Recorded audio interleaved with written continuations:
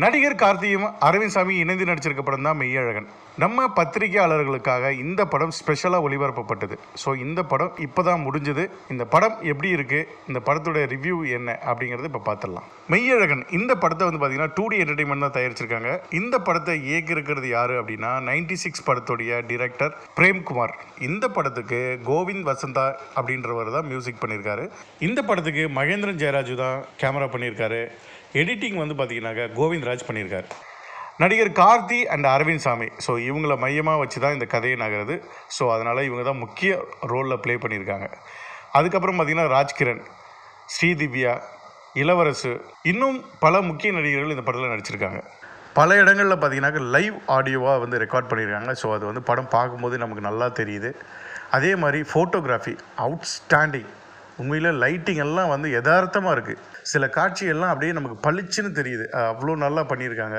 இரவு நேரங்களில் வர காட்சிகள்லாம் லைட்டிங் வந்து ரொம்ப அற்புதமாக பண்ணியிருக்காங்க. அது லைட்டிங் பண்ண மாதிரியே தெரியல. ஸோ அந்தளவுக்கு எக்ஸலண்ட்டாக பண்ணியிருக்காங்க.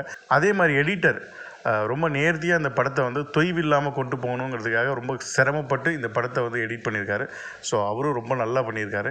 படத்தில் வந்து பார்த்திங்கன்னா நிறைய ஆர்டிஸ்ட் நடிச்சிருக்காங்க. ஸோ இவங்க எல்லாமே வந்து அவங்களுடைய கதாபாத்திரங்களை மிக சரியாக பண்ணியிருக்கிறாங்க. இது நடிப்பா யதார்த்தமாக அப்படிங்கிற அளவுக்கு வந்து அவங்களுடைய கேரக்டரை வந்து பக்காவாக பண்ணியிருக்காங்க. உதாரணத்துக்கு நம்ம ராஜ்கிரண் சார், அவருக்கு வந்து வயசாகிடுச்சு, ஆனாலும் அவருடைய கேரக்டரை வந்து அவ்வளோ அற்புதமாக பண்ணியிருக்காரு, யதார்த்தமாக பண்ணியிருக்காரு. ஸோ இந்த படத்துடைய ரிவ்யூ என்ன அப்படிங்கிறது முழுசாக பார்த்துடலாம்.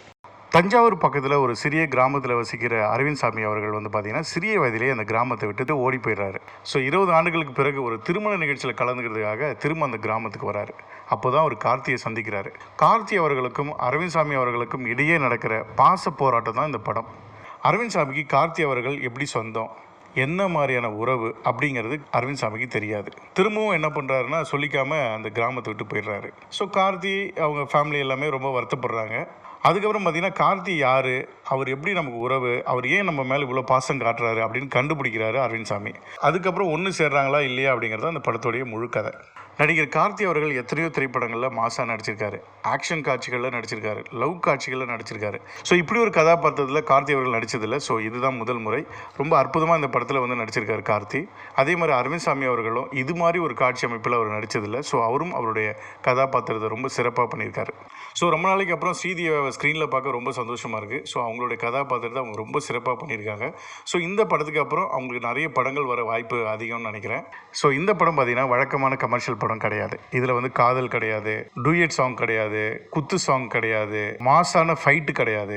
இந்த படம் முழுக்க ஒரு எமோஷனாகவும், ஒரு அன்பாகவும், ஒரு ஃபீல் குட்டாகவும், அடுத்த தலைமுறைக்கு உறவுகளை பற்றி சொல்லிக் கொடுக்குற ஒரு திரைப்படம் தான் இந்த மெய்யழகன்.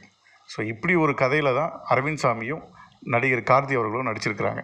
96 படத்தில் விஜய் சேதுபதிக்கும் த்ரிஷாவுக்கும் இடையே உள்ள காதலை ரொம்ப அழுத்தமாக சொல்லியிருப்பார் இயக்குனர். பட் இந்த படத்தில் அத்தானுக்கும் மருமகனுக்கும் இடையே இருக்கிற பாச போராட்டத்தை, அன்பை வந்து அழகாக அழுத்தமாக சொல்லியிருக்காருன்னு சொல்லலாம்.